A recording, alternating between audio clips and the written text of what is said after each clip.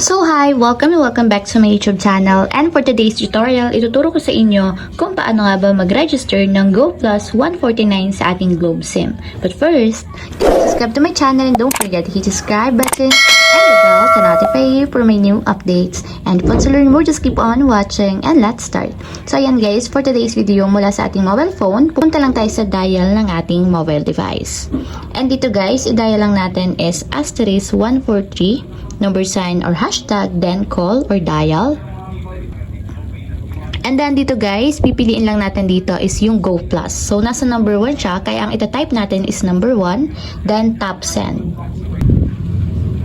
And hanapin nyo lang guys dito yung GO+149. So kung makikita nyo, nandun siya sa number 3. So ang itatype natin is number 3, then tap send. So ayan guys, ang nakalagay sa ating GO+149 is meron siyang total of 28 GB. So meron itong 12 GB para sa all sites and then 16 GB para sa 5G or 8 GB para sa apps na napili ninyo. At bukod pa doon, meron pa siyang kasama only all net calls and texts. Valid siya guys for 7 days. So para makasubscribe tayo dito sa GO+149, itap lang natin or itype natin yung number 1 para masubscribe, then tap send. And dito naman guys, is pipili lang kayo ng apps na gusto nyo piliin as freebie. So ito guys is yung free na 8 GB. So kung gusto nyo piliin yung Go 5G, so depende lang naman sa lugar nyo yung kung gagana yung 5G natin.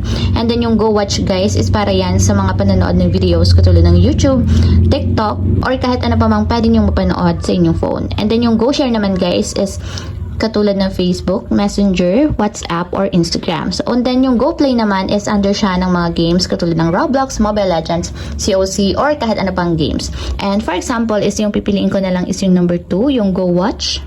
Type nyo lang yung number 2 and then tap send. And ayan guys, ipuproceed lang natin. So, number 1, type number 1 para mag-proceed, and makita nyo guys, meron siyang 12 GB para sa data for all sites and then 8 GB para sa apps preview natin. So for 7 days with calls and text na siya. So tap na natin yung send. And ayan guys, naka-register na tayo sa GO+149 sa Globe. So ayun lang guys, ganun lang kasimple. If you have a question, can you comment down below and don't forget to hit the subscribe button and the bell to notify you for my new updates. And thank you for watching.